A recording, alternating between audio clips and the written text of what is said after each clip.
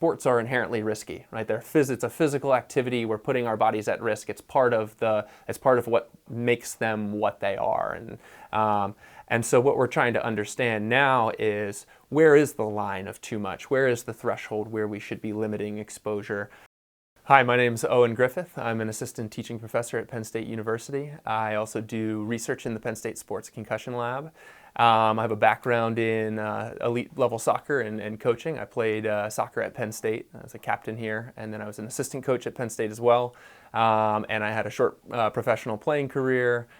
I had a number of concussions when I was in high school and playing in college, and then my professional career was unfortunately ended by a pretty severe concussion. I made the decision at that point that I had sustained enough and one that was bad enough that I sort of rethought the potential long-term consequences of what that would mean for my future and for my functionality as I got older. So the difference with soccer, besides the fact that you literally use your head to strike the ball as part of the game, is the fact that there's no padding, right? It's a contact sport, it's a physical sport, although some people may not really look at it that way. But you're bumping and grinding with other players all the time, and there's a lot going on, and so the risk and the frequency of sustaining hits to the head is pretty high, and it's right up there with all of the other sports where protective equipment is pretty standard and pretty normative. The feeling or the sensation of hitting a soccer ball is like you opened a cupboard in your kitchen and you kind of lightly banged your head. Like maybe it's kind of like, ooh, that wasn't like the most pleasant feeling, but it certainly doesn't hurt, right? So this isn't something that's causing people a tremendous amount of pain. You're very aware of the feeling that I just headed the ball and there was an impact to my head. But it's certainly not like if you were to hit your head on a beam in your basement, or if you were to get in a car crash where the G-force associated with that is up in like the high double digits, even into triple digits. And that is where you're seeing people have a greater chance of concussion. When you hit a soccer ball, there is absolutely, without question, measurable biomechanical force that's being transferred to the brain. So you hit a soccer ball, the force, the magnitude of that force is generally, it can vary considerably. Depending on the speed of the ball or what's going on or potentially where it hits you. Generally speaking, the magnitude of that hit is going to be considerably below the concussion threshold, or the majority of the time.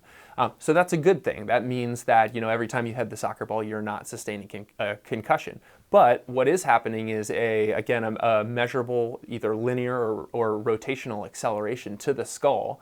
That force transfers to the brain, and even if it's not concussive in nature or in magnitude, there's still some microstructural stress and damage that's occurring to the matter of the brain, the vasculature and the white matter, the neurons. And so whether or not that is causing acute symptoms or long-term symptoms is really a tricky question.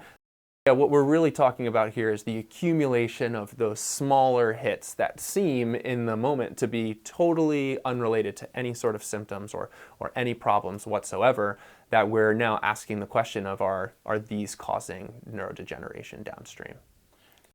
What we know right now are really only three things that we can say definitively. We can say that soccer absolutely exposes you to repetitive head impacts through headers. We can say that repetitive head impacts have been shown, not conclusively, but largely to cause some, even if they're subsymptomatic, microstructural damage to the integrity of the brain. And number three, that microstructural damage looks a lot like and mirrors the type of pathology that we see in degenerative diseases and in aging, where behavioral symptoms are present, maybe on a smaller scale. So I think the way to make this whole thing safer at the elite level is to potentially treat the presence of heading in the game as a cumulative effect that we try to measure negative outcomes throughout the career. So we don't really have a system in place for that, for just having headers in the game. And so I think this goes across the board in lots of contact sports, but I think soccer in particular could benefit from having a good, more gold standard baseline and postseason testing mechanism that's part of regulations from a pyramidal sporting body where this is regulated, and we're able to determine whether the accumulation of headers, especially over a really long career into the pros, is causing any negative acute symptoms or the culmination of symptoms over multiple years or decades.